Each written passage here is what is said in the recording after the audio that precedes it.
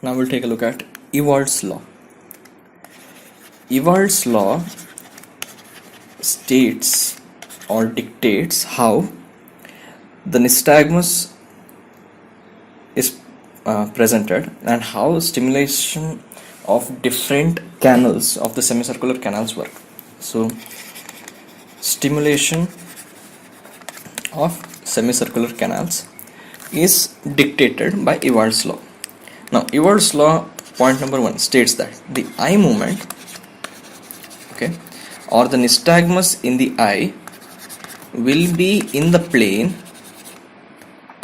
of the semicircular canal stimulated. So for example, if the horizontal canal is stimulated, then the eye movement will be in the horizontal plane, that is either to the left or to the right or both, so depending upon that. So if we further expand this, if the vertical canal is stimulated, or let's say superior canal is stimulated, then the eye movement will be rotatory, and if the posterior canal is stimulated, then the eye movement will be vertical. So in the plane of the canal stimulated will be the type of rotation that will be seeing, the type of nystagmus will be seeing. So that's the first part of Ewald's law. The second part of Ewald's law states that the horizontal canal is stimulated more by ampulopetal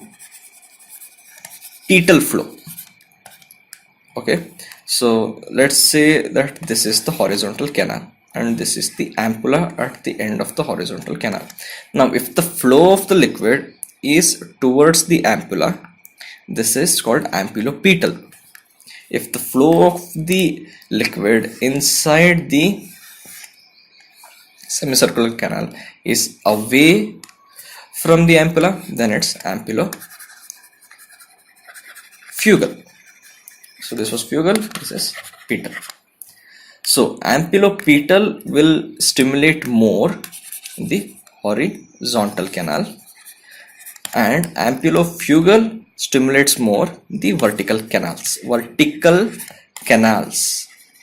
Because the superior and the posterior together. So other than the horizontal, the other two which are there, that's the superior and the posterior canals, are stimulated more by ampulofugal. So this is the Ewald's law. So this is the second part and this is the third part. That completes the Ewald's law. I'll see you in my next video. Thank you for watching. Bye.